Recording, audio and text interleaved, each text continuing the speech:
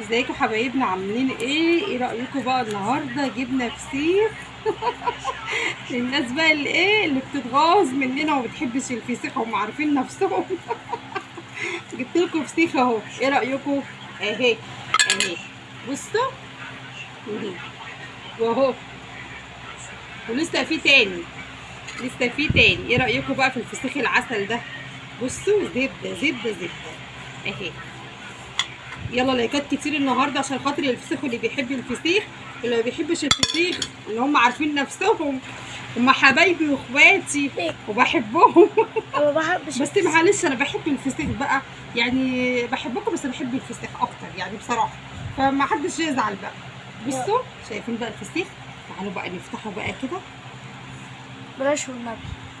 لا لا لا، ده فسيخ يا كيرو. بص بص بص الزبده، بص الحلويات. ده انا هنزل اجيب له اندومي. بصوا يا ولاد، انا هنزل اجيب له اندومي. انا مش هعمله بسكينه، انا هعمله بايدي عشان هو مش محتاج سكينه، هو زبده زبده اهي. بصوا اهو زبده يا اخواتي. الريحه حلوه صح. بصوا وعلى ريحته، وريحته قلب البيت والله العظيم، مش قادره اقول لكم عامل ازاي. ده انا جايباه بقى من منطقه عندنا هنا اسمها سوق التلات. الفسيخ ده الناس بتقف عليه بالطابور، اللي هو الفسيخ اللي هو ايه الاصلي اللي هو بتاع اسوان ده يا جماعه. جميل جدا جدا. بصوا والله تحفه، مش قادره اقول لكم ريحته عامله ازاي. انا من اول ما دخلت العيال قالوا لي ايه ده يا ماما انت جبتي فسيخ؟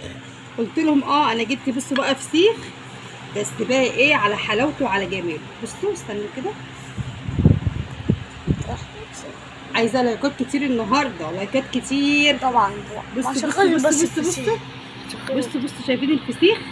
صوري يا جوجو اهو. ايه الريحه هي رايكم؟ اللي عجبتني. الريحه تحفه والطعم يا لهوي حكايه.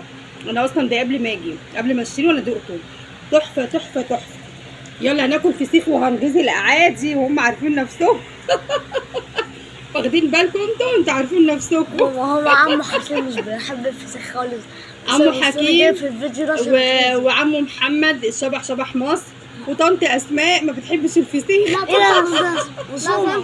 يلا يا اسماء جبنا فسيخ اهو يا اسماء. بصي يا بنت جميل جميل تحفه. بسومه بتحب تحفه يا بنتي يا سومه، تحفه تحفه تحفه. اللي مش هياكل الفسيخ معانا هو الخسران.